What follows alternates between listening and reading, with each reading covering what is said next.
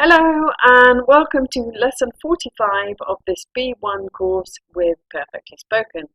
My name is Ellen and I'm your teacher today. And today's lesson is a review lesson of lessons 41 to 44. And if you remember, we had 2 vocabulary lessons and 2 grammar lessons. And we looked at the vocabulary, we looked at adjectives to describe places and planning a day out in our town or our city. And we looked at collocations with the verb get. Remember, excuse me, get is a very useful verb in English, and you need to get used to using it in collocations, in idiomatic expressions. So we're going to review some of those today. We also had 2 grammar lessons where we were talking about future plans using different structures, and we looked at get or be used to and the infinitive and the difference in meaning there. They're really quite different, so let's see if you can remember the differences and the vocabulary that we looked at. Okay, it's very important that you review, that you don't go ahead too quickly and study lots of different things and you don't actually learn anything. You need to stop and pause and remember everything that we've been studying and learning. So let's have a look. So today we will review different structures to talk about future plans, review adjectives to describe different places, review some uses of the verb get, and remember the difference between used to with the verb and ing and used to with the infinitive. Okay, so we've got lots to get through today. Lots of grammar, lots of vocabulary, but hopefully you will remember it all and it will just be a review and not too stressful. So let's have a look at the first slide. First of all, we're looking at future plans. We're remembering future plans using going to, present continuous, and will. But what's the difference between them? Can you remember? When do we use going to?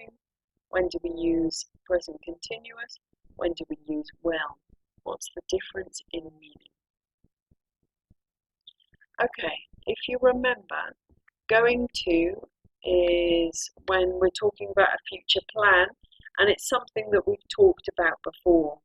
In comparison, will is talking about a future plan or a future idea, but we haven't thought about it before. So going to is more concrete, it's more sure. But then, even more sure is the present continuous because that involves somebody else. There's somebody else involved in the plan. Sometimes going to and the present continuous are very similar, but definitely the difference is that present continuous involves somebody else in the plans. So let's go to the first task, and I would like you to pause the recording and complete these 5 sentences with will, going to, or the present continuous. Okay, pause the recording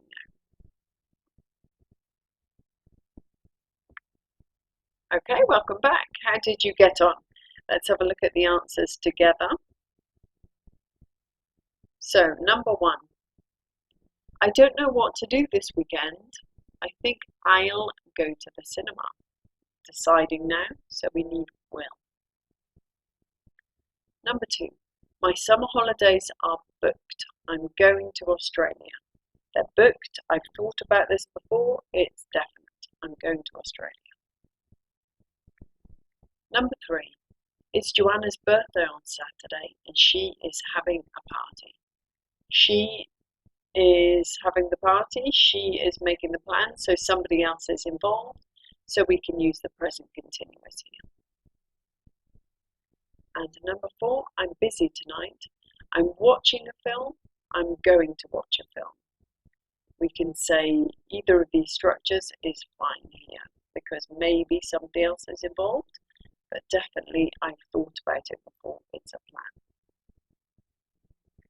Number 5. I think I'll visit my sister in Palestine this summer, but I haven't decided yet. So here we use will because we haven't decided.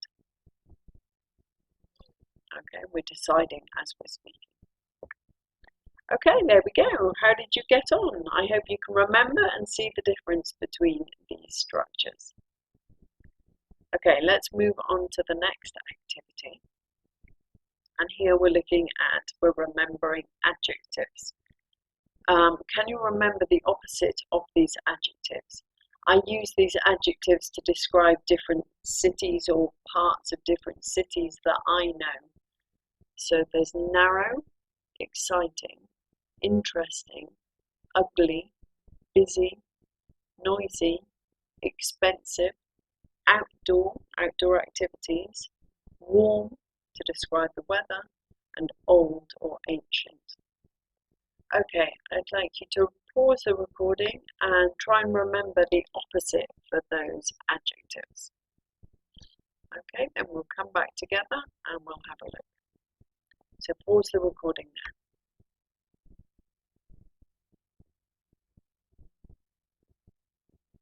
now. Okay, let's have a look together. Let's see what the opposite adjectives are.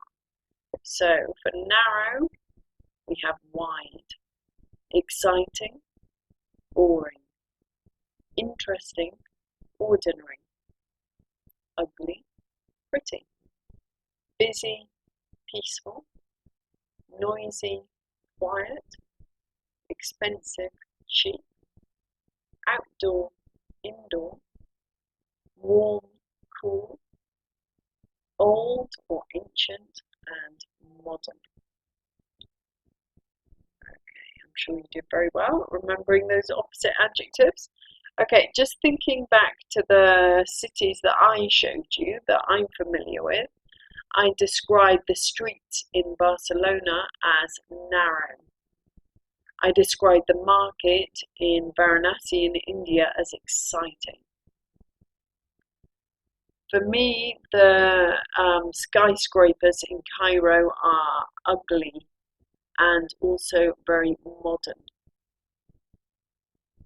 The architecture in Rome is old. It's so old, it's ancient. And the weather in Coimbra in Portugal is warm, and I showed you a picture of a pretty park. Can you remember? And how would you describe where you live or places that you know? Can you use some of those adjectives to describe different parts of your town or your city? Okay, let's crack on. Now we're looking at uses of the verb get. Okay, this is a very important, very useful verb in English, and you can't translate it directly. It doesn't have one meaning. It's got lots of different meanings. So that's what we're going to remember, the different meanings of get. So 4 of the main meanings: become, understand, arrive, and receive. Okay, I'm going to show you some different pictures with that represent get collocations. So we're going to remember the get collocation, and then we're going to think about the meaning of get in each picture. Okay, so here's the first picture. Describe these pictures using get collocations. So this one, get a fright. Okay, and here, does get mean become, understand, arrive, or receive? What do you think? That's right. Receive. Receive a fright. Get a fright. Okay, the next picture. This lady on the left, she doesn't look very well. And on the right, how is she feeling? Can you remember a collocation? Get better. She has got better. Okay, and become, understand, arrive, or receive. What do you think? That's right, become better. And the next picture. picture. Okay, two gentlemen sitting in a park. They're definitely not young gentlemen. So they have got old. Get old is the collocation. Does get here mean become, understand, arrive, or receive? What do you think? That's right, become old. Get old, so become old. And the next picture. Okay, these three people, where are they standing? They've got fantastic views and they have got to the top of the mountain. Get to the top of the mountain. Okay, here does get mean, what's the meaning of get? Is it become, understand, arrive, or receive? Arrive to the top of the mountain. Okay, and the next picture. This very lucky man, because he has got rich. Get rich is the collocation. And does get mean become, understand, arrive, or receive? What do you think? Become rich. Lucky man. Okay, and the last picture. What's wrong with this lady? She looks a bit confused. I think she doesn't understand something. She doesn't get it. Don't get it is the collocation. And does this mean become, understand, arrive, or receive? Understand. That's right. Okay, how did you get on? I hope that you can remember these collocations and remember the different meanings, or understand from the situation the different meanings of get. It's very, very useful. I recommend getting familiar with it. Okay, let's go to the next uses of get. We looked at some collocations. Now we're going to remember some idiomatic phrases. For example, get out of here, get a life. Okay, so here we have got 7 idiomatic phrases using get, and I'd like you to match them to A, B, C, D, E, F, G, the explanation of the idiomatic phrase. Okay, see what you can remember. Pause the recording here and match the phrases on the left to the explanations on the right.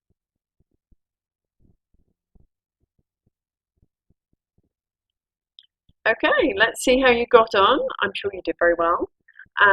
It's very confusing because get here doesn't just mean arrive or become or receive or understand. It's a phrase, a complete phrase, and that's what you need to learn, is the phrase as a whole, and learn the words together. Okay, let's see if you could remember the meaning. So here are the answers. If you say, get out of here, it means I don't believe you.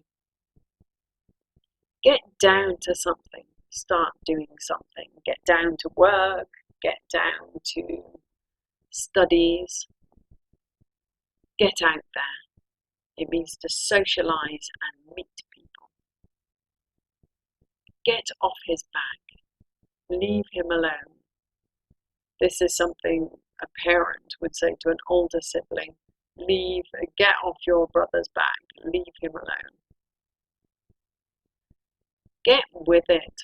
Understand and familiarize yourself with new fashions or information.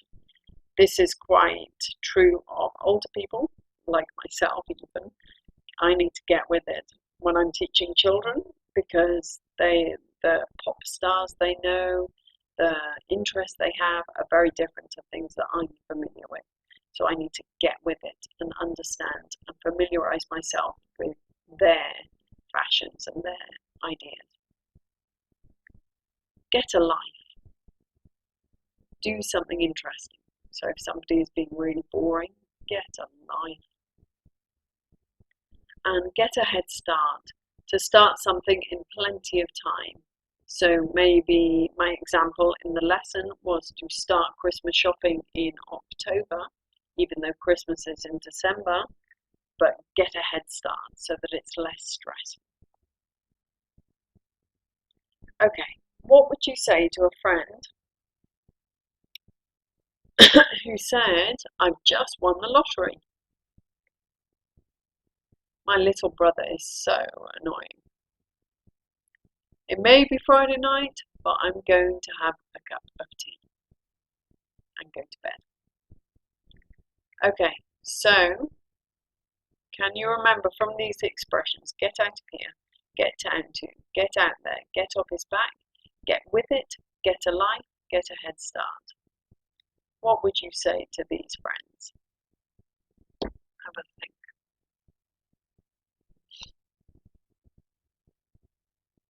Okay, I hope you had some ideas. Personally, if a friend said to me, "I've just won the lottery," I say, "Get out of here. Don't believe you. No way. Get out of here." And the next one, my little brother is so annoying. Maybe a parent would say, "Get off his back. Leave him alone. Get off his back." And the next one, it may be Friday night, but I'm going to have a cup of tea and go to bed. Get a life. Don't be so boring. Okay, I hope that you could remember some of these get expressions and that they're coming more naturally to you. The more you use them, the more natural it will be to say them, to use them without thinking. Okay, and let's go to the next slide. Now, again, we've got get a little bit, but we've got be get used to with the verb and ing, or used to and the infinitive. So can you remember the difference in meaning? They're very, very different, these structures. What's the difference in meaning? Can you remember? Be used to and the verb plus ing, be get used to with the verb plus ing, and used to and the infinitive. Okay, be get used to is when it's to do with familiarizing yourself with a situation or an action or whatever it may be. Be used to is the end of the process. Get used to is the process when you're getting used to something new. Be used to, it's been familiar to you for a little while. In comparison, used to with the infinitive is to talk about past things, past, finished. So it's quite a different meaning, nothing to do with familiarizing yourself. Okay, so looking at these sentences, I'd like you to choose the correct option to complete them. So am used to, is getting used to, are getting used to, or used to. So I'd like you to use those 5 options to complete these 5 sentences. So pause the recording now and write down your answers to the sentences for completion. Okay, welcome back. How did you get on? Let's have a look at the answers together and check that you can remember how to use these different structures. So here are the answers. Number 1, I have lived in Poland for 20 years. I am used to the food. Number 2, she used to have short hair. Now it is very long. Number 3, she is a nurse and she has just started working nights. She finds it very difficult, but she is getting used to it. Number 4, they have just moved to Britain. They are getting used to driving on the left. Number 5, she has been a boss for many years, so she is used to being in charge. Okay, very good. How did you get on? I hope that you can see the difference between these structures and that you can remember which one to use, which verb to be you need to use. Remember that that has to change. I am getting used to, he is getting used to, we are getting used to. So I hope that you could remember and figure out the answers to those sentences. Right, let's crack on. Right, this is really important in when we're using used to. Notice the pronunciation. Used to do, used to go, used to have. It's very, we call it connected speech when the words all go together. And it can make it difficult for understanding when you're listening if you don't expect it. If you expect it, it's much easier to understand. So remember, with the connected speech, what you hear is not exactly what you write. So you would write used to, but we say used to, used to. Okay? It's all connected, it's all together. So now we're going to have a dictation.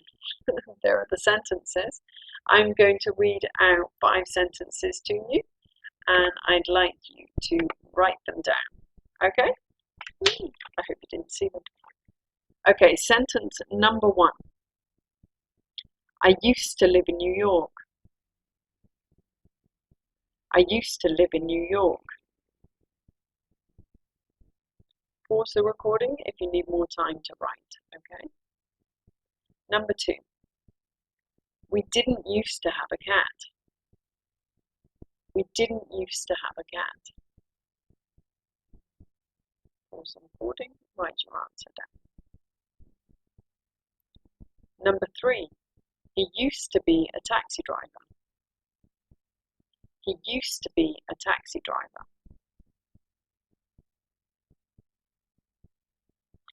Number 4. They didn't used to live here. They didn't used to live here. And number 5. In Italy, you soon get used to the food. In Italy, you soon get used to the food. Okay, I was trying to speak quickly to help you get used to hearing that, well, listening to a long stream of words, a long row of words, and hopefully as you're writing them down, you can see where the words start and finish. So pause the recording and write those 5 sentences down, and then come back. Okay, let's compare what you've written to what I actually said. I'm sure they're exactly the same. So here are the 5 sentences. I used to live in New York. We didn't used to have a cat. Remember, when it's negative, there's no D on the used to. Even though the sound is the same, I used to live in New York. We didn't used to have a cat. Pronunciation is the same, but when you're writing, there's no D on used in the negative and the questions. Okay, and the third one, he used to be a taxi driver. The next one, they didn't used to live here. And the 5th one, in Italy, you soon get used to the food.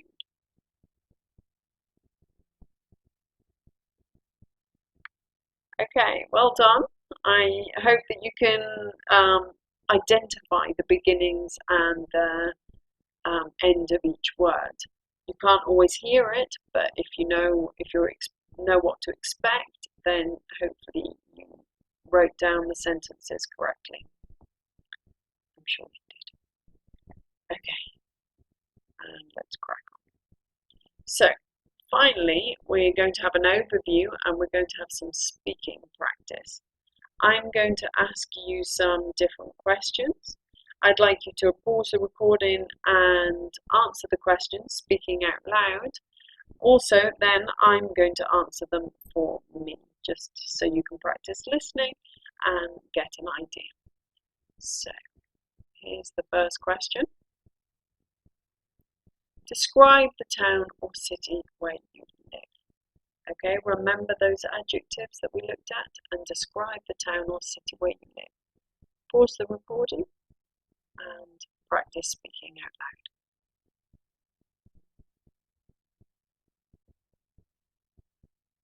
loud. Okay, I live in Barcelona in Spain, and the town, well, the city that I live in has lots of narrow streets in the old town, but much wider streets in the new town. A lot of the architecture is old.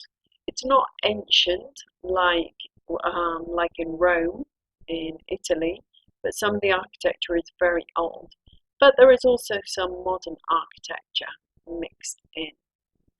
The weather at the moment is very warm. It's very nice, and it's a very friendly city as well. Okay, let's move to the next question.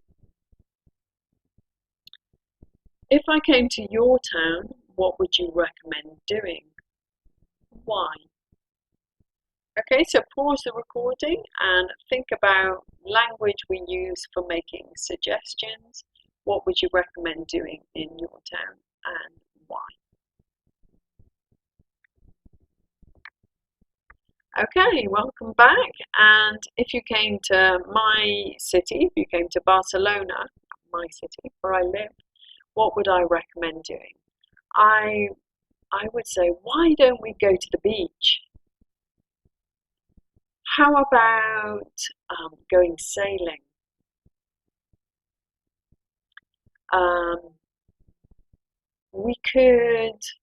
We could climb the mountain. Many things to do in Barcelona. We could visit the Gaudi buildings, the Sagrada Familia, the Casa Batlló. Some very interesting architecture here. Okay, and the next question. What are you going to do next holiday? So pause the recording and answer the question, talking out loud. What are you going to do next holiday? Okay, what am I going to do next holiday? I am going to go on holiday to different parts of Spain and visit some beautiful parts of Spain, maybe in the north, maybe in the south. And I'm going to go to visit my family. I think I'll also go and visit my friends in the south of England, but I'm not sure. I haven't decided yet. What about you? What are you going to do?